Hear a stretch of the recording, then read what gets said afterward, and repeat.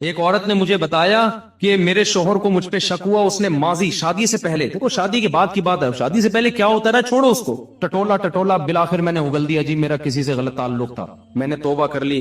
کہہ رہے جب بھی پھڈا ہوتا ہے کہتے تم ہو تو وہی نا، میں نے کہا غلطی آپ کی ہے، کیوں بتا رہی ہو بھائی؟ وہ 100 دفعہ بھی پوچھ رہے ہیں آپ کیوں بتا رہے ہو، وہ کیوں بتا رہے ہو آپ اس کو؟ تو ہمارا تعلق کس سے ہونا چاہیے؟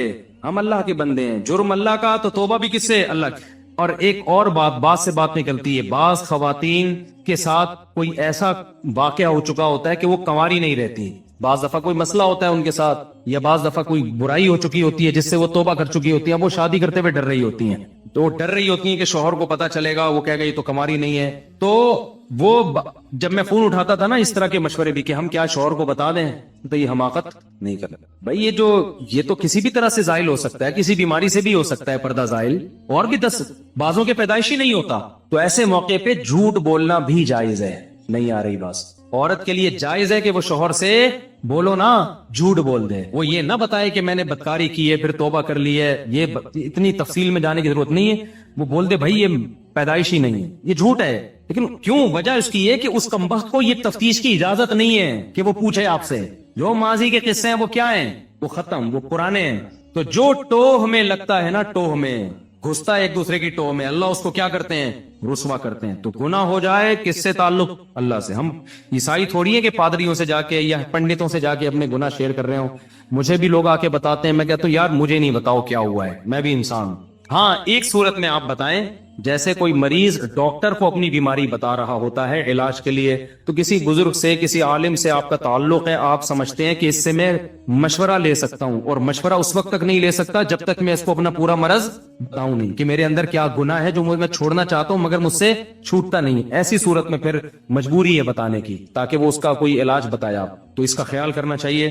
یہ اللہ کا دین کتنا زبردست ہے، اللہ نے ہمیں بتا دیا گناہ سے بچنا کیسے، ہو جائے تو کرنا کیا ہے۔ تو ہمارا رب ہے غفور الرحیم، جب توبہ کرو گے اللہ کہتے ہیں میں بتا دوں گا کہ میں لوگ۔ کسی نے پوچھا ہے جی ہم بستری کے بعد غسل کے بعد کھانا پینا یا کھانا وغیرہ بنانے کا کام کر سکتے ہیں؟ جی کر سکتے ہیں۔ پاکستان سے پوچھا جی اگر کوئی اکیلے میں، یعنی جب بیوی سامنے موجود نہ ہو، نہ ہی کوئی گواہ وغیرہ ہو، اور طلاق دے تو کیا طلاق ہو جاتی ہے؟ طلاق کے اسٹیمپ پیپر پہ دستخط کرنے سے کتنی طلاقیں ہوتی ہیں؟ اسی طرح اگر کوئی کسی کو بتائے کہ اس نے اپنی بیوی کو 3 طلاقیں دے دی ہیں تو کیا اس طرح بتانے سے بھی طلاقیں ہو جاتی ہیں؟ دیکھیں اکیلے میں اگر کوئی طلاق دیتا ہے نا، کوئی سننے والا نہ بھی ہو، لیکن زبان سے طلاق کا لفظ، یعنی میں اپنی بیوی کو طلاق دیتا ہوں، یہ ورڈنگ پوری کر دیتا ہے تو طلاق واقع ہو جاتی ہے۔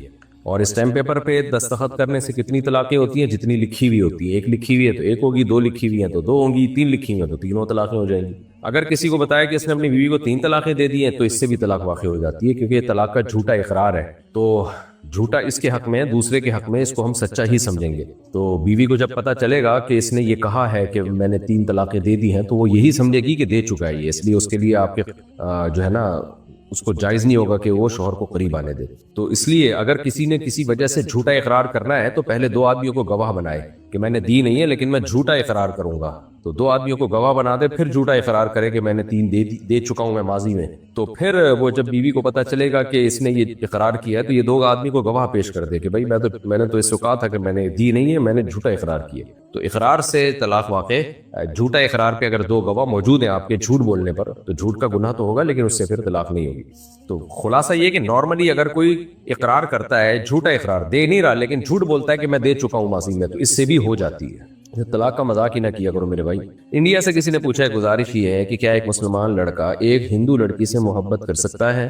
برائے مہربانی تھوڑی سی جانکاری کیجیے، اور اس طرح کی محبت ہو جائے تو کیا کریں؟ جائز نہیں ہے بھائی، آپ کے لیے جو حلال ہی نہیں ہے جو لڑکی، آپ اس سے کیسے محبت کر سکتے ہیں؟ ہو گئی ہے تو اس کو ختم کریں، اور اگر وہ مسلمان ہو جاتی ہے تو آپ اس سے نکاح کر سکتے ہیں، لیکن مسلمان تو وہ اللہ کے لیے ہوگی نا، آپ سے شادی کے لیے تھوڑی ہوگی وہ، تو اس لیے یہ جائز نہیں ہے، حرام ہے، ناجائز ہے۔ پاکستان سے کسی نے پوچھا ہر نماز کے بعد تسبیح فاطمہ یعنی 33 دفعہ سبحان اللہ، 33 دفعہ الحمدللہ اور 34 دفعہ اللہ اکبر پڑھنے کی کیا فضیلت ہے؟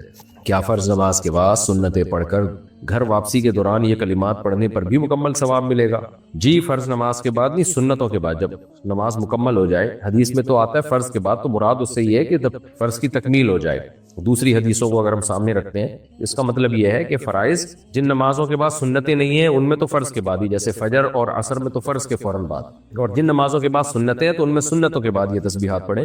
تو اور جو ہے نبی صلی اللہ علیہ وسلم نے سیدہ فاطمہ رضی اللہ تعالی عنہا کو، اپنی بیٹی کو یہ تسبیحات بتائی تھی، اور یہ اگر آپ نے اس وقت نہیں پڑھی ہے تو آپ راستے میں پڑھ لیں، گھر آ کے پڑھ لیں، لیکن زیادہ فضیلت وہیں بیٹھے بیٹھے فوراً پڑھنے کی ہے سنتوں کے بعد۔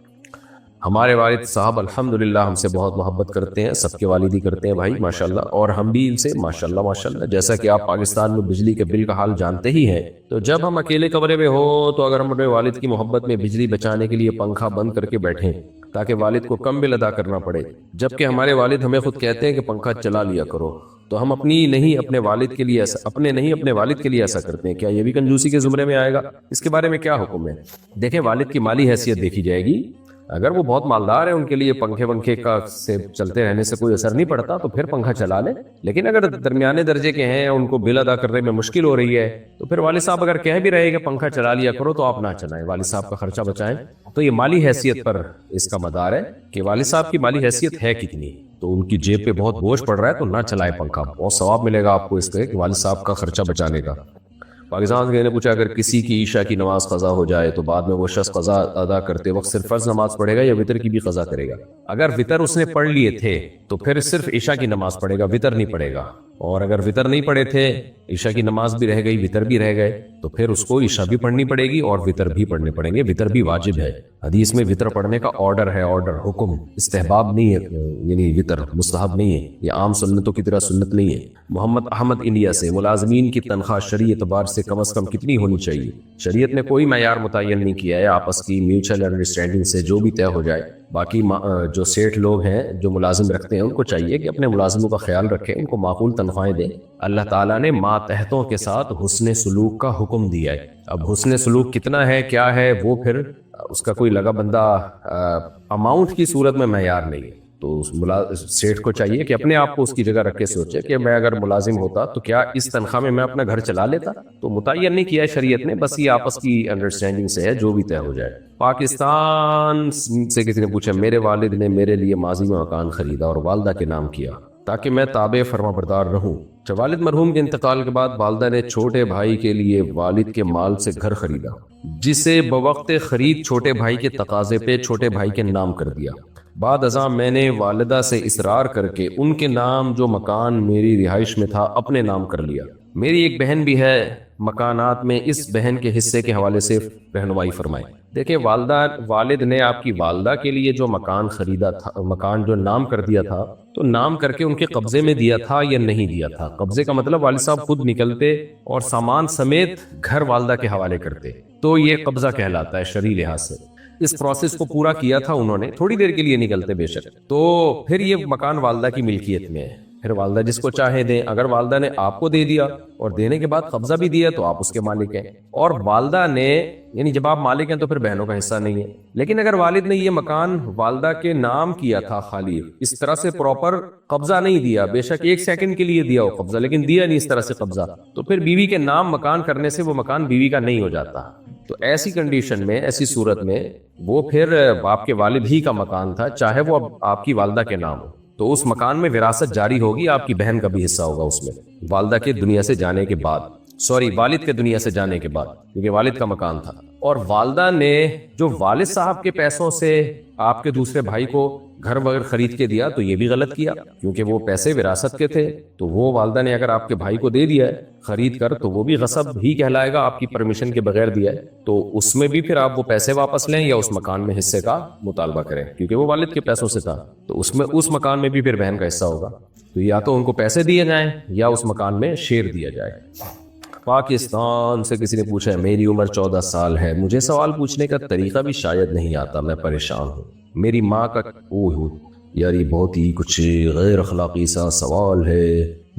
دیکھیں، آپ جو ہے نا ایسی صورت میں جو ہے نا اپنی والدہ سے دور ہو جائیں آپ، اور آپ کسی وہاں کے کسی مولانا صاحب جو صحیح سمجھدار عالم ہو ان سے جا کے مشورہ کریں آپ، تو یہ بہت ہی پرسنل سا معاملہ ہے، اس کو اس طرح اناؤنس کرنا جو ہے مجھے مناسب نہیں لگ رہا، ٹھیک ہے نا، ایسا کر لیں گے۔ رسول زمان شمالی وزیرستان سے، رسول زمان نے اپنی دادی کی کا دودھ 2 سال سے کم عمر میں پی لیا تھا. اچھا بھائی.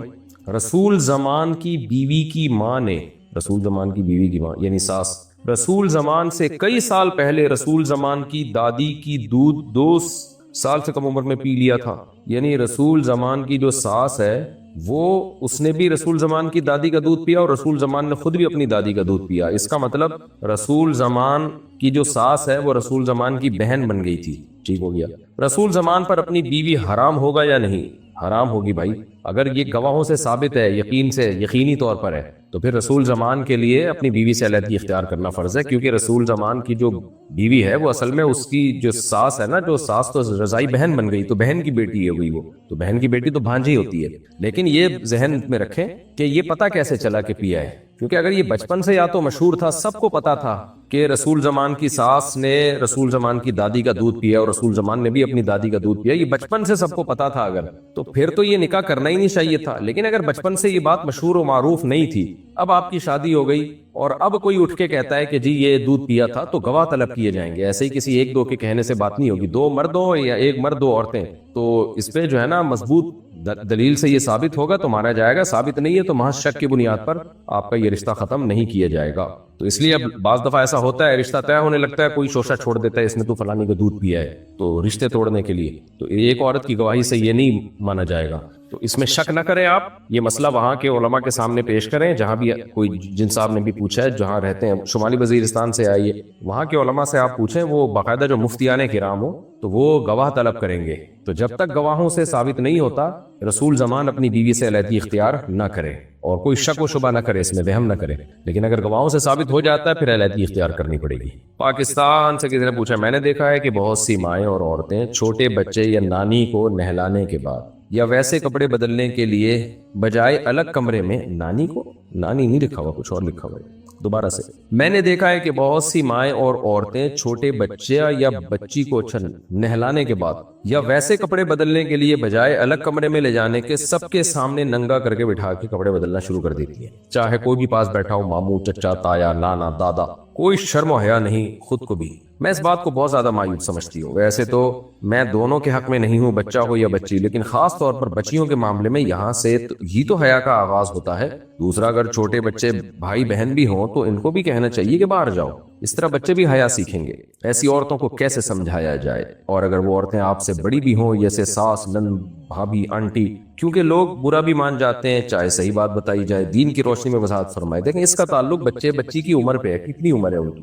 بہت چھوٹی عمر ہے، 2 سال، 2.5 سال، 3 سال، 4 سال، تو اس میں تو گنجائش ہے. لیکن عمر تھوڑی زیادہ ہو تو پھر حیا کا تقاضا یہی ہے کہ سب کے سامنے، خاص طور پہ بچی کو پورا برہنہ کر کے اس کے کپڑے بدلنا یہ ٹھیک عمل نہیں ہے. اگرچہ پردے کے حکام تو 10 سال کی عمر کے بعد جا کے متوجہ ہوں گے، لیکن اس سے پہلے بھی بچیوں کو حیا سکھانا یہ بہرحال ضروری ہے، بچوں کو بھی بچیوں کو بھی. تو بہت چھوٹی ہے 2-3 سال کی، اس کے تو کوئی حرج نہیں ہے، لیکن تھوڑی سی بھی سمجھدار بچی ہو تو پھر آپ کی بات بالکل درست ہے.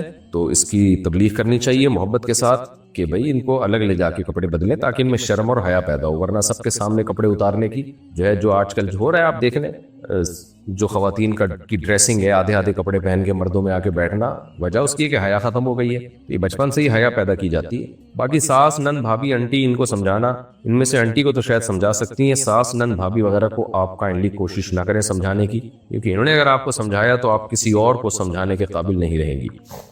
انڈیا سے کسی نے پوچھا، اگر کوئی یہ کہہ دے کہ اللہ کافر کو بھی معاف کر سکتا ہے، یا کوئی اگر یہ کہہ دے کہ اللہ کسی کو اپنی کوئی صفت دے سکتے ہیں، کسی کو اپنا اختیار دے سکتے ہیں، چاہیں تو اللہ تعالیٰ اپنے کو فنا کر سکتے ہیں، اگر اللہ ہمیں شرک کا کہتے ہیں تو ہم شرک کرتے، اگر اللہ ہمیں شرک کا کہتے تو ہم شرک کرتے، اس طرح کے کوئی الفاظ کہے تو کیا ایسا کہنے سے ایمان چلا جائے گا، نکاح ختم ہو جائے گا؟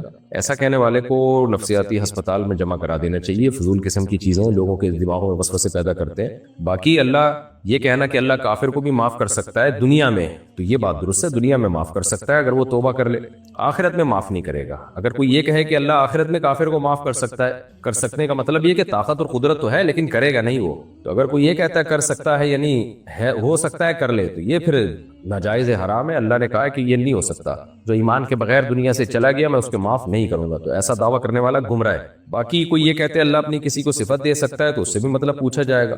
اگر یہ مطلب ہے کہ اللہ اختیارات دے سکتا ہے تو یہ شرک ہے. اللہ کسی کو اختیارات نہیں دیتا، یہ تو شرک ہے. اللہ تعالیٰ تو اسی کو تو قرآن میں منع کر رہے ہیں, میں نے کوئی اختیارات نہیں دیے.